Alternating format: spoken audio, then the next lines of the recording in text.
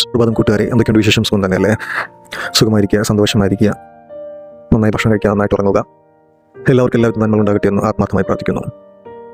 ഇന്നത്തെ വിഷയം, കഴിഞ്ഞ ദിവസം ഒരു പോസ്റ്റ് കണ്ടു.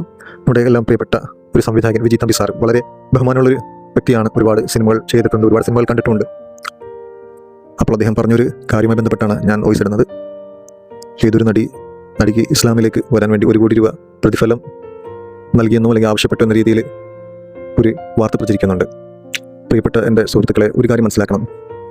1 ലക്ഷമോ 1 കോടിയോ അല്ലെങ്കിൽ അതിനും മേൽ എത്ര കോടിയായാലും ഇസ്ലാമിലേക്ക് അല്ലെങ്കിൽ ഏതൊരു മതത്തിലേക്കായാലും വരണമെന്നുണ്ടെങ്കിൽ ആത്മാർത്ഥമായി നമ്മൾ സ്വയം മാനസികമായിട്ടൊരു തയ്യാറെടുപ്പ് നമുക്ക് വേണം, അല്ലേ? വെറും കാശിന് വേണ്ടി ഒരാൾ ഇസ്ലാമിലേക്കോ അല്ലെങ്കിൽ ഏതൊരു മതത്തിലേക്ക് വന്നിട്ടൊരു കാര്യവുമില്ല. നമ്മുടെ സ്വന്തം താല്പര്യം അനുസരിച്ച് നമ്മൾ ആ മതത്തെക്കുറിച്ച് പഠിച്ച് മനസ്സിലാക്കിയിട്ട് വേണം അതിലേക്ക് വരാൻ. പിന്നെ മറ്റൊരു കാര്യം, 1 കോടി രൂപയോ അല്ലെങ്കിൽ 1000 കോടിയോ കൊടുത്തിട്ട് ഒരാൾ പോലും ഇസ്ലാമിലേക്ക് വരാൻ ഒരാൾ പോലും ആഗ്രഹിക്കുന്നില്ല. കാരണം അങ്ങനെ ഇസ്ലാമിലേക്ക് വന്നിട്ട് യാതൊരു കാര്യമില്ല. ആ 1 കോടി രൂപ ഉണ്ടെങ്കിൽ എത്ര കുട്ടികൾക്ക്, എത്ര പെൺകുട്ടികളെ കെട്ടിച്ചുവിടാം, അങ്ങനെ എത്ര പേരുടെ ദാരിദ്ര്യം മാറ്റാൻ സാധിക്കും, എത്ര പേർക്ക് ഭക്ഷണം കൊടുക്കാൻ സാധിക്കും. അപ്പോൾ ഇത്തരത്തിലുള്ള വിഡിത്തരങ്ങൾ വിളിച്ച് പറയുമ്പോൾ അത്രത്തോളം ചിന്തിക്കാനേ ഉള്ളൂ. ഇസ്ലാമിൽ അങ്ങനെ കാശ് കൊടുത്ത് മതത്തിലേക്ക് കൊണ്ടുവരേണ്ട ആവശ്യം പണ്ട് മുതലേ ഇല്ല. അതിൻ്റെ ആവശ്യമില്ല. കാരണം അങ്ങനെ ഇപ്പോൾ ഒരുപാട് 100 പേര്, ഒരു 1000 പേർക്കൊക്കെ ആണെങ്കിൽ നമുക്ക് ഒരു 1000 പേർക്കാണല്ലോ എന്നെങ്കിൽ നമുക്ക് പറയാം. ഇത് ഒരാൾക്ക് അത്രയും കാശ് കൊടുത്തിട്ട് ഇസ്ലാമിലേക്ക് ക്ഷണിച്ചെന്ന് പറഞ്ഞാൽ ഈ വിഡ്ഢിത്തരം ഏത് മനുഷ്യൻ വിശ്വസിക്കേണ്ട സുഹൃത്തുക്കളെ, ഏത് മതത്തിലേക്കായിക്കോട്ടെ, ഒരിക്കലും ഒരാൾ പോലും വിശ്വസിക്കാൻ പോകുന്നില്ല. പിന്നെ എന്തുകൊണ്ട് ഇദ്ദേഹം ഇങ്ങനെ പറഞ്ഞു? അത് ഞാൻ ഇദ്ദേഹത്തെ കുറ്റം പറയത്തില്ല. കാരണം BJP എന്ന പ്രസ്ഥാനം അങ്ങനെയുള്ള ഒരു പ്രസ്ഥാനമാണ്. ഞാൻ അതിശയിച്ച് പോയിട്ടുണ്ട്, അത്ഭുതപ്പെട്ട് പോയിട്ടുണ്ട്. കാരണം BJP വരുന്ന ആൾക്കാരൊക്കെ എന്തുകൊണ്ട് ഇങ്ങനെ സ്വയം ഒരു കോമാളികളായി മാറുന്നു എന്നുള്ളത് പറയാൻ പോകുന്ന കാര്യം ആദ്യം ഒന്ന് ആലോചിച്ച് ചിന്തിച്ചിട്ടൊക്കെ വേണ്ടി അവർ സംസാരിക്കാൻ വേണ്ടി. എൻ്റെ പ്രിയപ്പെട്ട സഹോദരങ്ങളെ, ഇത്തരത്തിലുള്ള വിഡ്ഢിത്തരങ്ങൾ വിളിച്ചു പറയുന്നവരെ കുറിച്ച് നിങ്ങൾ വളരെയധികം ചിന്തിക്കണം.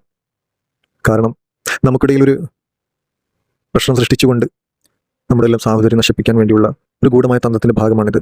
ഇത് മാത്രമല്ല, ഇതിനു മുമ്പും പല കാര്യങ്ങളും പല രീതിയിലും ഉണ്ടായിട്ടുണ്ട്, ഇപ്പോഴും നടന്നുകൊണ്ടിരിക്കുന്നു. നമ്മൾ ആരും അതിൽ വീഴാതെ നമ്മുടേതായ സാഹചര്യം നിലനിർത്തിക്കൊണ്ട് സ്നേഹത്തോടെ ഐക്യത്തോടെ നമ്മൾ മുന്നോട്ട് പോകണം. കാരണം ഒരു കാലത്ത് നമ്മളുടെ മതങ്ങൾ നമ്മളിൽ നിർത്തിക്കൊണ്ട് നമ്മൾ വളരെ മനുഷ്യത്വത്തോടും സാഹചര്യത്തോടു കൂടി നമ്മൾ ജീവിച്ചു പോയ ആൾക്കാരാണ്. പക്ഷേ ഇന്ന് നമ്മൾ സ്വയം അത്തരം പ്രശ്നക്കാരല്ല എന്ന് തെളിയിച്ചു കൊടുക്കേണ്ട ബാധ്യത നമുക്കുണ്ട്. അതായത് നമുക്കിടയിൽ പ്രശ്നങ്ങളില്ല, നമ്മളിപ്പോഴും ആ പഴയ മനുഷ്യത്വം സാഹചര്യം നിലനിർത്തിക്കൊണ്ട് പോവുകയാണെന്ന് തെളിയിച്ചു കൊടുക്കേണ്ട ഒരു കാലഘട്ടത്തിലാണ് നമ്മൾ ജീവിക്കുന്നത്.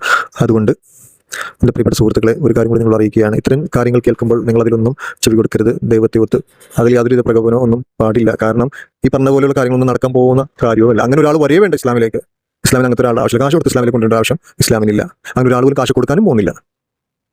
ഓക്കെ, അപ്പോൾ എല്ലാവരും സന്തോഷമായിരിക്കുക, സുഖമായിരിക്കുക, സമാധാനത്തോടെ ഇരിക്കുക. Thank you.